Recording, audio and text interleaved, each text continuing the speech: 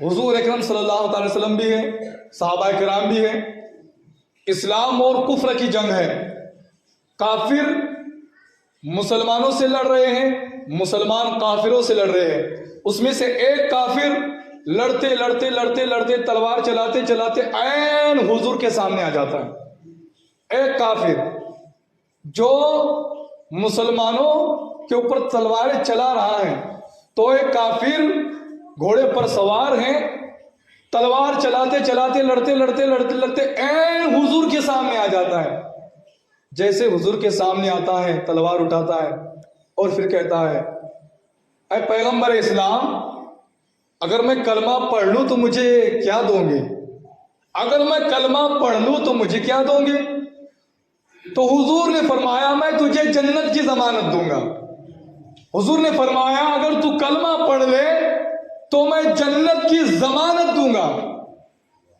جب کافر تھا، جب اس نے حضور کو قریب سے دیکھا اور جب یہ جملے سنے اور جب یہ جملہ سنا کہ حضور نے فرمایا اگر تو کلمہ پڑھ لے تو میں تجھے جنت کی ضمانت دوں گا، تو پھر اس نے کہا کہ ٹھیک ہے، میں کلمہ پڑھتا ہوں۔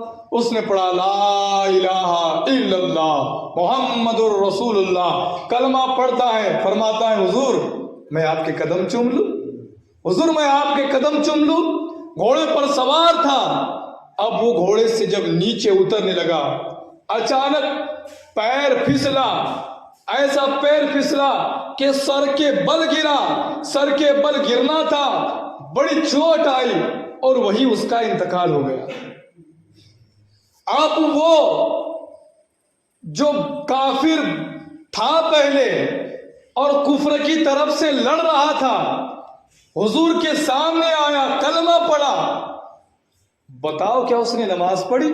موقع ہی نہ ملا نماز پڑھنے کا، تو روزہ رکھنے کا موقع نہ ملا، قرآن کی تلاوت کرنے کا موقع نہ، کوئی نیک عمل کرنے کا موقع ملا ہی نہیں۔